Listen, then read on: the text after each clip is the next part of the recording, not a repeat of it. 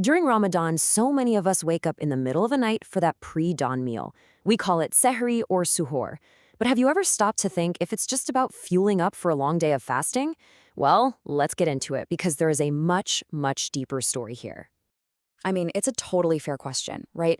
Dragging yourself out of a warm bed just to eat seems like a tough sell.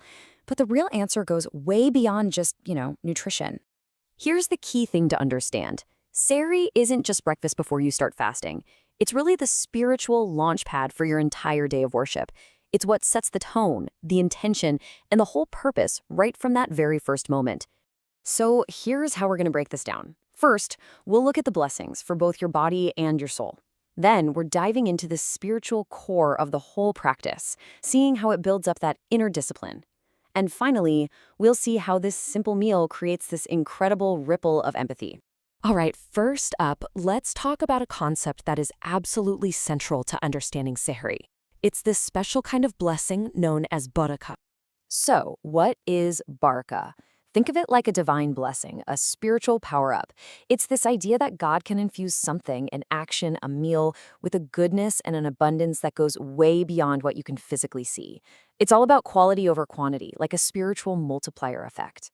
And this is exactly where barakah ties into Sehri. Of course, it gives you physical strength, that's a given, but it also carries this beautiful spiritual reward just for participating. It kickstarts your day with a sense of mindfulness, and here's what's so amazing.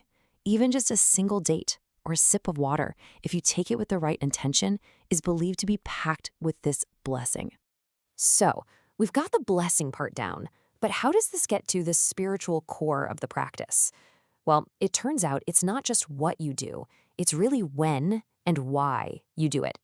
You see, the timing here is everything. This meal happens during the last third of the night, and that specific window of time is considered one of the most blessed periods for prayer and for connecting with God. The belief is that divine mercy is especially close during these quiet pre-dawn hours.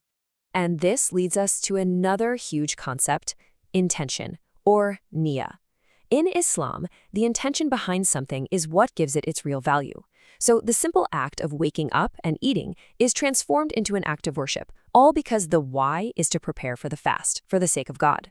And this right here, this shows you the difference in a nutshell. On one side, if you skip Sahri, fasting can sometimes just feel like a physical challenge, right? A test of your willpower. But by waking up, you're making a conscious intention. The fast transforms from just abstaining from food into a real spiritual preparation. It becomes an act of worship from the get-go. And because you're already awake during this blessed time, it opens up this amazing window for so much more.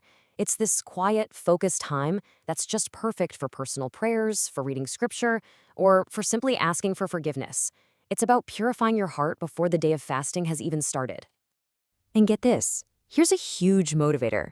During Ramadan, it's believed that the rewards for all your sincere good deeds are multiplied. So when you combine that night worship with getting ready for your fast in these special hours, well, that's seen as a massive spiritual opportunity. Okay, so we've seen the physical and the spiritual benefits, but what about the impact this has on your character? This little daily act is actually a powerful tool for building some serious inner discipline. Think about it. It's like a training ground for the soul. Every single day you're making a small sacrifice, choosing devotion over the comfort of your bed. That single choice builds discipline, and it teaches you to put your spiritual routine ahead of your immediate desires. And that very act helps you grow the patience and inner strength you're going to need to get through the day of fasting. All right, let's pull back for a second and zoom out from the personal to the communal, because this intensely personal act of waking up and eating has this profound social consequence that might surprise you. As the day of fasting goes on, you know what happens. That first, most obvious feeling starts to set in. It's hunger. It's simple, it's physical, and it's something every human understands. But in Ramadan, that physical feeling is designed to lead to something much deeper. The final result isn't hunger, it's empathy. You see, that experience of hunger, even if it's just for a few hours, acts as this powerful, gut-level reminder of those who feel that way every single day. It creates a direct personal connection to what they go through.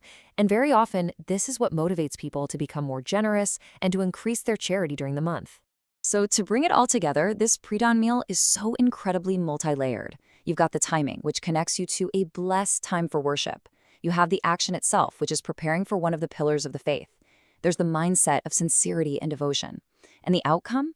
It's both personal discipline for you and a powerful sense of empathy for the community.